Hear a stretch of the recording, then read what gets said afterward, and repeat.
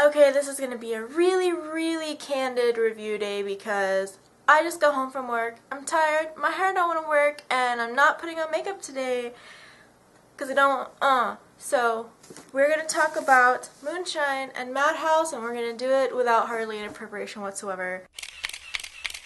I did film this video Sunday, but unfortunately Sunday I was horribly sick because while reading Madhouse literally all day Saturday, I forgot to feed myself for half the day and therefore was extremely sick on Sunday. So you guys, don't get so engrossed in a series that you forget to eat because that's not good for you. You will be hurting the next day, and I blame you. I blame you for a lot of things, but mostly for that. So, okay, so really quick summaries about these books.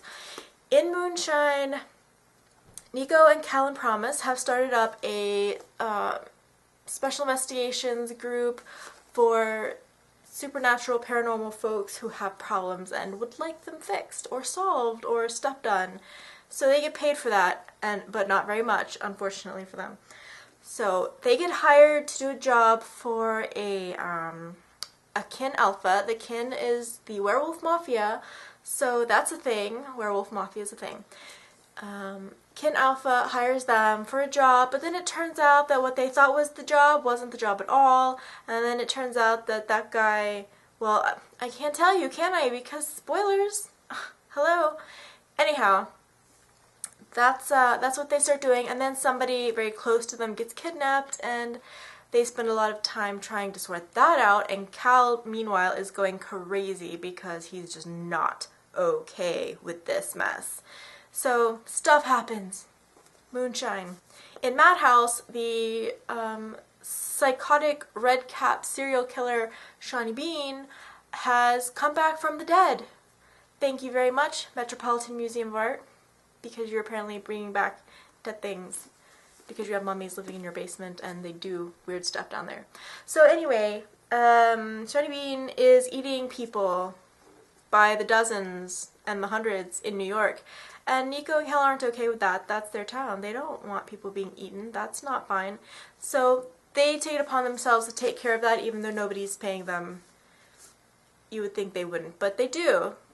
Bad dude in New York. It's not okay. So, that was the summary of Madhouse. Basically, there are a couple of new characters who show up in these books. Flay shows up in Moonshine, but I don't think he's going to come back very often, if at all.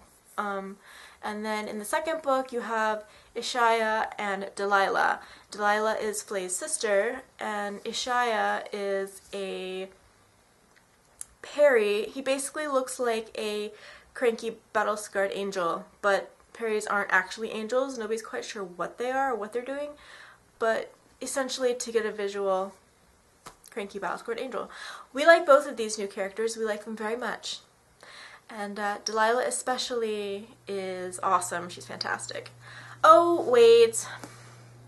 Yeah, also in Madhouse, because I'm not even thinking, subplot is Robin Goodfellow being targeted for assassination.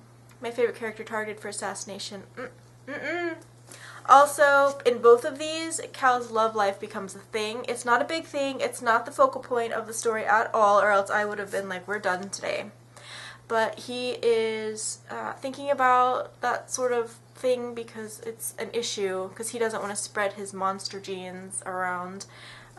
So that's sort of a subplot. It's not a huge one, but he does think about it sometimes and angst over it because that's what Cal does. He angst over his monster genes. So anyway, back to the characters. Like I said, Delilah and Ishaya are the two new ones who I think are going to come around a little bit more, and we like them. So good stuff.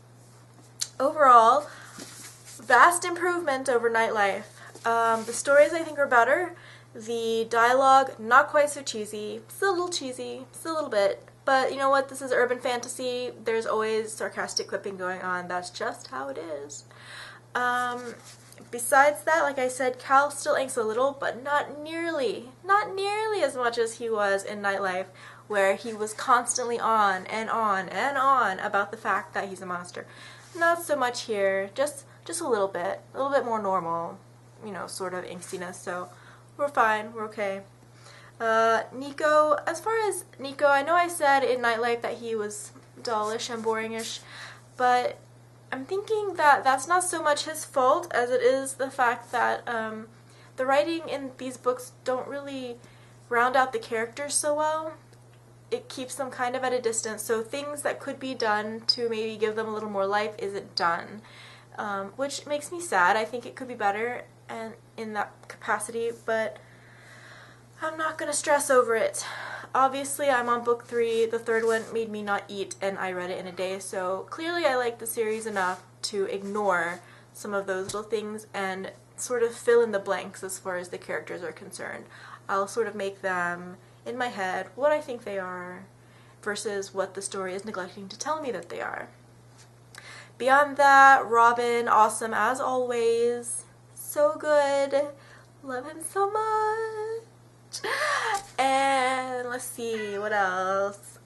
Oh, okay, so here's one thing that's bugging me.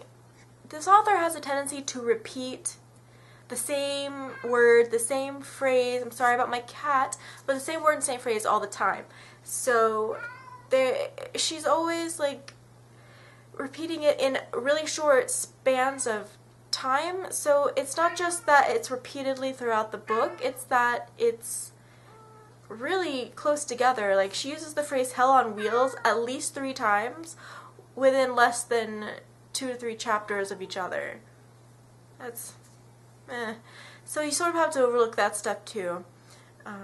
But besides that, I think the story Moonshine was probably the better of the two, and Madhouse, while I liked it, there was a lot of going back and forth to the same location, and at the end, the wrap-up with the Robin Goodfellow story, I was like, is that all?